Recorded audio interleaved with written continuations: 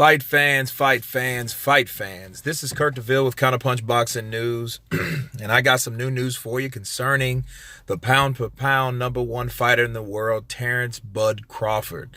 The man has done it again, 12 rounds. It was a back-and-forth chess match until the last round. KO with a vicious, savage uppercut. You know, at first I was thinking like, oh man, Benavidez, that's a big boy. You know what I mean? I would like to know how much he came in at because, I mean, he's 6 foot tall, you know, and I know he was at probably at least 160 in there. You know, he looked a lot bigger than Terrance. Well, you know, Terrance started establishing the jab, you know. First round, he came out orthodox. Second round, he decided to switch up in southpaw, and that's where he stayed. And at first, you know, I think Terrance was a little off balance a lot of times because he was check hooking and he was turning him because Benavidez is a counterpuncher. You could see he was waiting for one shot, you know, and he would get hit with certain punches. And he would just shake his head. So, you know, what really started happening when Terrance was pot-shotting him, you know, with the jab, and, you know, he started going downstairs, you know, because, you know, Benavidez is a slick fighter, you know what I mean? He's 27-0 at 18 KOs. You know, he's 27-1 now. However, you know, this guy, you know, kind of started walking through Terrance's punches, but also trying to set up his own punch. And, you know, and it seemed that he had a good chin. But I want to add this, man. Terrance Crawford did get hit with some shots, I think, in the fourth round, some pretty good shots, some counter shots, some counter punches. And I think that, you know, Terrance has a good chin. Now, I don't really know how, you know, because I don't know how to rate Jose Benavidez's punching power. You know what I mean? I know he has a good left hook to the body, which that had no effect in this fight. In fact, Terrance Crawford started going to the body, you know, and then that's when he started opening up punches. And Benavidez, you know, he tried to play the mind games and, you know, tried to stay positive in there, but you could see him, you know, huffing, you know what I mean? He was huffing and he was definitely tired. You could tell that he was, you know, those body punches were starting to get to him, you know, and he just was waiting on that one shot and waiting, and it didn't come. And one thing about Terrance Crawford is not, he's not like, he's a very special gifted fighter because he can do so many things in there. He started chopping with punches. He started catching Benavidez on top of the head. You know what I'm saying? Like chopping downward and hitting him with weird angles, you know, and it was just incredible because, you know, it looked like this fight was going to a 12-round decision because, you know, Benavidez started going to the ropes and Terrance Crawford kept working the body, and then he started tagging him upstairs and following up with an uppercut when he did finish the body punches, you know, which is classic for body punches, you know.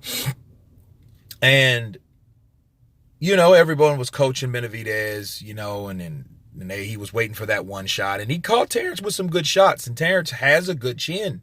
You know, he has to, you know what I mean? He didn't, you know, I don't know if Terrance was ever even hurt in that fight. And then the 12th round, it looks like it was just soaring towards a decision, and bang! You know what I mean? An uppercut just came out of nowhere, dropped that boy, you know, and he even looked around like, dude, what was that? You know what I'm saying? And he got up, he was still on Queer Street, he was still, you know, shaky, wobbly, and Terrance Crawford just started teeing off on him.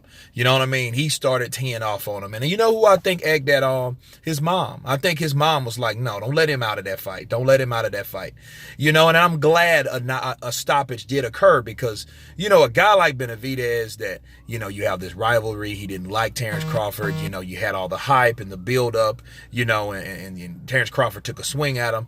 Of course, that would have been you know, he would have claimed, oh, you know, I was robbed because I was in Omaha, Nebraska, you know, and he's the hometown favorite. He was the A-side. He was this, he was that. You know what I mean? He really didn't do anything. I walked through his shots. He didn't hurt me. I want a rematch. You know what I mean? Now there's no need for a rematch at all. You know? And then Terrance Crawford, and then because he didn't respect Terrance Crawford's punching power, that's how that uppercut came out of nowhere.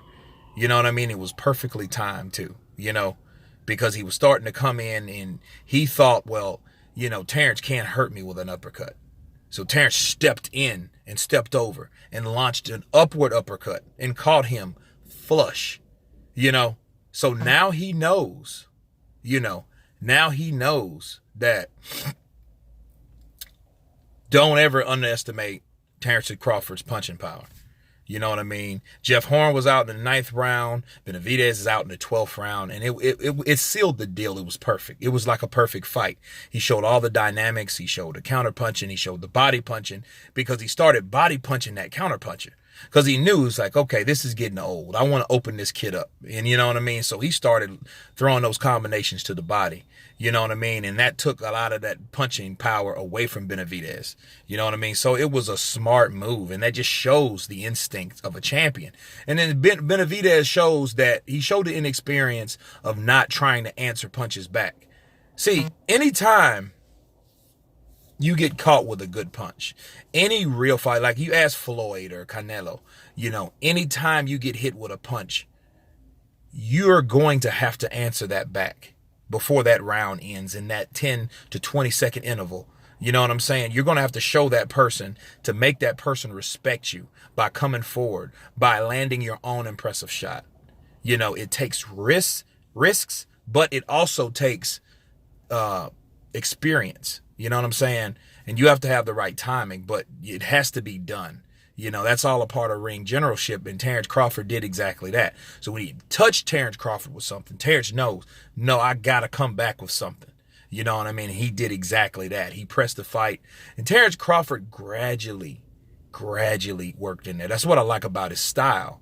You might think, oh man, for maybe 20, 30 seconds of that round, you're thinking he's just a, pot-shotting, counter-punching boxer that uses the ring. But he's all of it. He's all of it. You know what I mean? And again, that uppercut just sealed the deal. Now he gets respect. I think I would still like to see him in with other fighters, but this is classic Terrance Crawford. So he's 2-0 with 2 knockouts at the welterweight division. He retains the WBO welterweight championship of the world, and I just can't wait to see what Errol Spence says, because, he's became the instant rival, and I think if he's his own boss, he needs to get his ass over there and make this fight happen because, there's no Mikey Garcia and Errol Spence no more. The mighty Rhino has to take on Terrence Bud Crawford. I got to make up a name for Terrance Crawford too.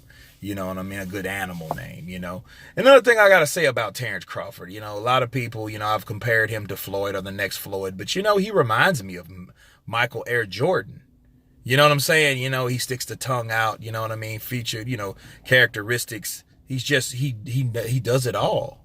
You know what I mean? And he's just like the mannerisms in a sense. But he does get in there and get the job done. He's a hell of a fighter.